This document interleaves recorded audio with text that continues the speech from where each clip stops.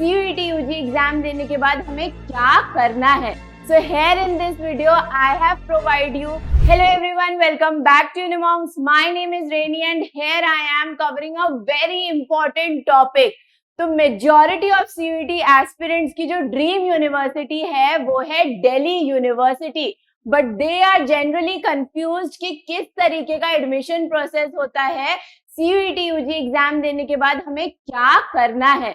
So here in this video, I have provided you the entire process, the entire admission process to get into Delhi University कि किस तरीके से आप Delhi university में smoothly admission gain कर सकते हैं. तो इस वीडियो को एंड तक देखिएगा because I will discuss the entire admission process in a very simple flow chart कि आपको पूरी तरीके से समझ आ जाएगा कि CUET UG एग्जाम देने के बाद हमें क्या करना है, ऐसा क्या प्रोसेस फॉलो करना है to get admission into Delhi university. तो वीडियो को एंड तक जरूर देखिएगा एंड कमेंट कर दीजिए आप किस कॉलेज, किस DU कॉलेजेस को जो है वो एम कर रहे हैं.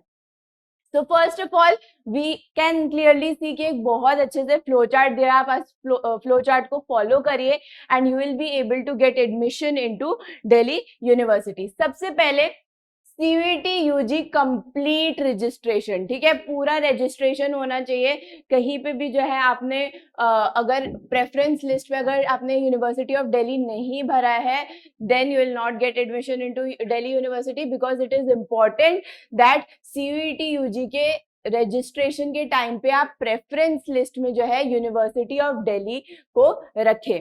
Now next step is appearing in the examination. तो अभी जो है CUET aspirants would be preparing for the examination.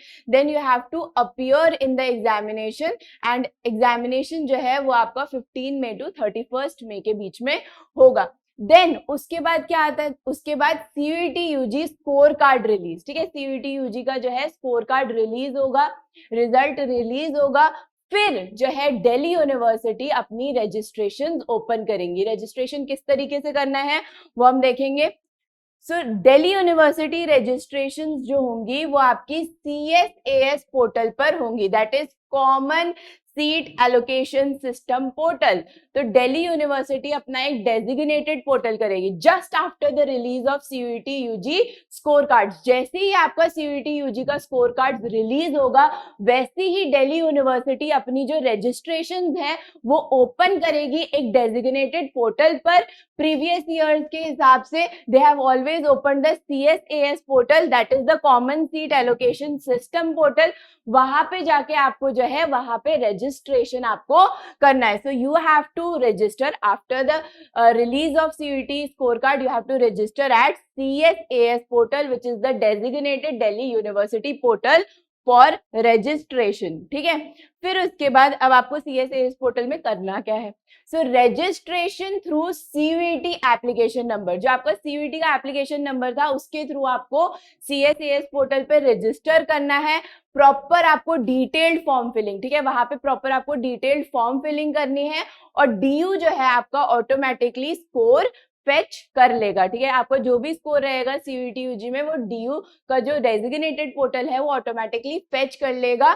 Then DU colleges and courses preference list, ये बहुत इंपॉर्टेंट स्टेप है, ठीक है. आपको जो है अपने कोर्सेज को, अपने कॉलेजेस को एकदम जो है प्रेफरेंस लिस्ट में आपको एक तैयार करना है.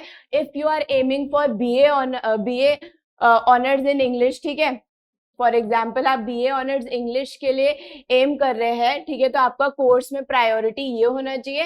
एंड आप अगर सेंट स्टीफेंस को कर रहे हैं तो कॉलेजेस में आपका जो प्रायोरिटी लिस्ट है वो सेंट स्टीफेंस होना चाहिए. And if you are aiming for BCom honours then your preference list भी लाइक कि जो आपका कॉलेज है उसमें फर्स्ट प्रायोरिटी लिस्ट आपका SRCC होगा, है ना. तो इस तरीके से एक अच्छे से प्रेफरेंस लिस्ट आपको तैयार कर लेनी है, ठीक है. पहले ही तैयार कर लो ताकि eight the time of registration कोई दिक्कत ना आए और कोई भी जो है कंफ्यूजन ना हो. So you have to prepare a preference list and then you have to fill the form of DU, ठीक है, कि DU कॉलेजेस और कोर्सेज में आप कौन कौन से कोर्सेज एंड कॉलेजेस को जो है वो प्रेफर करता है. इस टाइम पे जो है आपको एक फीस भी मांगी जाएगी. फॉर एग्जाम्पल अगर हम प्रीवियस ईयर्स का देखें तो दिल्ली यूनिवर्सिटी जो है वो कैटेगरी जो स्टूडेंट्स है दैट इज SC ST, उनसे 100 रुपीज फॉर्म फिलिंग का लेते हैं, and when we talk about general, EWS और OBC then they charge 250 which is non refundable, ठीक है।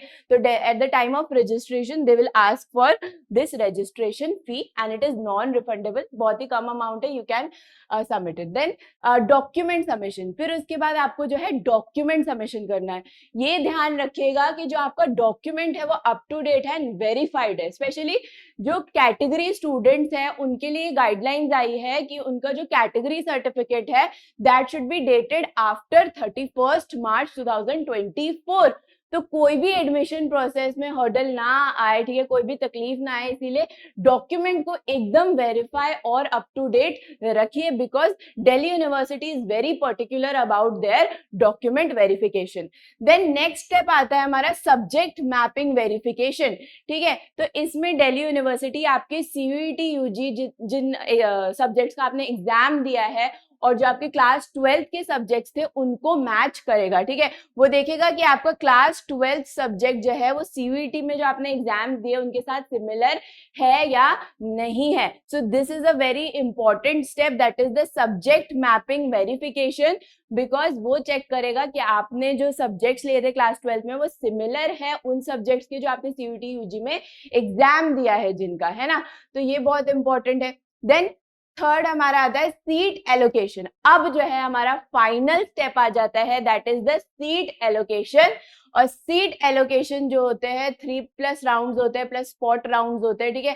फर्स्ट राउंड का निकलेगा, सेकेंड राउंड का कट ऑफ निकलेगा, थर्ड राउंड का, एंड देन इफ अगर थोड़ी बहुत सीट्स बच जाती हैं देन स्पॉट राउंड्स भी होते हैं, that is 4th 5th 6th rounds भी हो जाते हैं, ठीक है। तो ये हमारा फाइनल स्टेप होता है, दैट इज सीट एलोकेशन।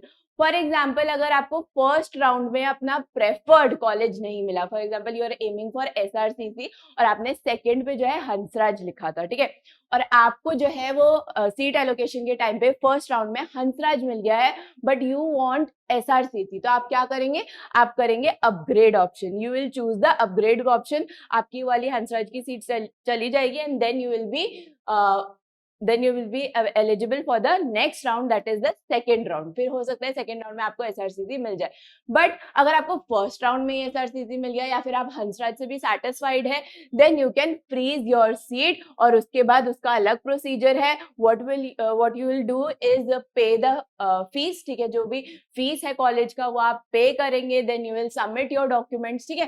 तो 2 ऑप्शंस रहते हैं आफ्टर सीट एलोकेशन, ठीक है। सीट एलोकेशन में आपको बता दिया जाएगा कि आपको ये कॉलेज अलॉट हुआ है, इस कोर्स में अलॉट हुआ है।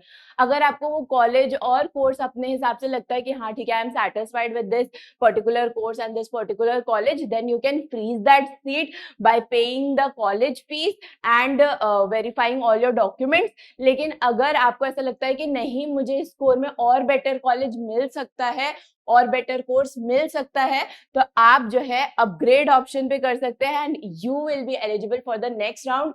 वो सीट आपकी चली जाएगी और आपको जो है सेकेंड राउंड में बिठा दिया जाएगा। So this is a very important step, you don't have to miss. और आपको जो है पोर्टल जो है वो बहुत फ्रीक्वेंटली आपको चेक करते रहना है। कोई भी नोटिफिकेशन आता है, कोई भी आपको कॉलेज की तरफ से कोई भी आपको जो है मैसेज आता है, you have to respond to that.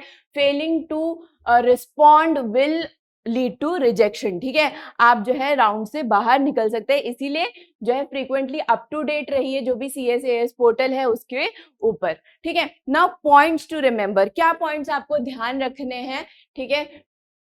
Check eligibility criteria and required subject combination. किसी भी कॉलेज में अप्लाई करने से पहले, किसी भी कोर्स में अप्लाई करने से पहले एक बार जरूर चेक कर लीजिए कि उसका एलिजिबिलिटी क्राइटेरिया क्या है और उसका सब्जेक्ट कॉम्बिनेशन क्या है, कि क्या रिक्वायर्ड सब्जेक्ट कॉम्बिनेशन है। फॉर एग्जाम्पल बहुत सारे स्टूडेंट्स जो विदाउट मैथ्स के they apply for BA honours economics but they are not eligible for that because BA honours economics requires mathematics, है ना।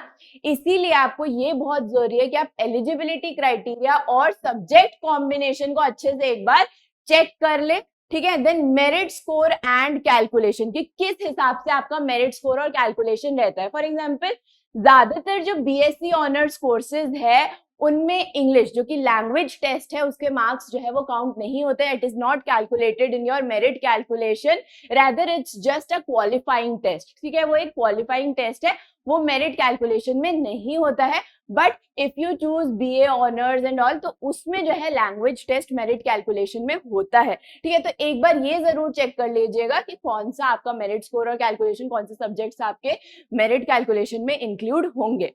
Then precise preference list. अभी से ही preference list बनाना शुरू कर दीजिए कि मुझे इस पर्टिकुलर कॉलेज में, इस पर्टिकुलर कोर्स में चाहिए, या इस पर्टिकुलर कोर्स में चाहिए, कोई भी कॉलेज चल जाएगा. ठीक है, तो प्रेफरेंस लिस्ट जो है वो बनाना बहुत जरूरी है कि एकदम एंड पे जाके आपको प्रेफरेंस लिस्ट जो है आप बहुत ज्यादा मेस्ड अप हो जाएगा कि मुझे ये चूज करना है, ये चूज करना है. तो पहले से ही आप सेलेक्ट करके लग लीजिए कि हाँ मुझे इन कॉलेजेस में, इन कोर्सेज में जो है वो एडमिशन लेना है. Then complete and proper documents, और कंप्लीट और प्रॉपर डॉक्यूमेंट्स रखने हैं, properly verified, properly up to date documents रखना है. If you are looking for the reserved seats, then your category certificate must be up to date, it should be the latest one. ठीक है, तो अपना जो documentation है वो proper रखिए. ठीक है, बिकॉज जो हमारा Delhi university, it is very particular about its admission process. क्योंकि अगर हम प्रीवियस ईयर डाटा भी देखें तो we can see that around 2.5 plus lakh students ने जो है वो दिल्ली यूनिवर्सिटी के लिए एम किया था, बट रजिस्टर्ड कितने हुए? बस 1.5 लाख स्टूडेंट्स. ठीक है, क्यों? क्योंकि इन्होंने जो है एडमिशन प्रोसेस में बहुत सारी गलतियां कर दी थी, जिसकी वजह से it led to their rejection from the Delhi university. तो एडमिशन प्रोसेस को अच्छे से फॉलो करिए, स्टेप बाय स्टेप फॉलो करिए, हर एक स्टेप को ध्यान से जो है करिए. एंड यू हैव टू जो है अपने डॉक्यूमेंट्स भी प्रॉपर रखिए, वेरीफाइड रखिए, है ना. So this was the admission process to get into Delhi University. Hope जो है आपको समझ आ गया होगा entire admission process. So here comes to an end. Hope ये वीडियो आपके लिए हेल्पफुल रही होगी. And if you have any doubt related to DU, CUET और any particular university, please comment down and let me know, I will reply to it. आज की video के लिए बस इतना ही. मिलते हैं नेक्स्ट वीडियो में. Thanks for watching and subscribe to Unimoms.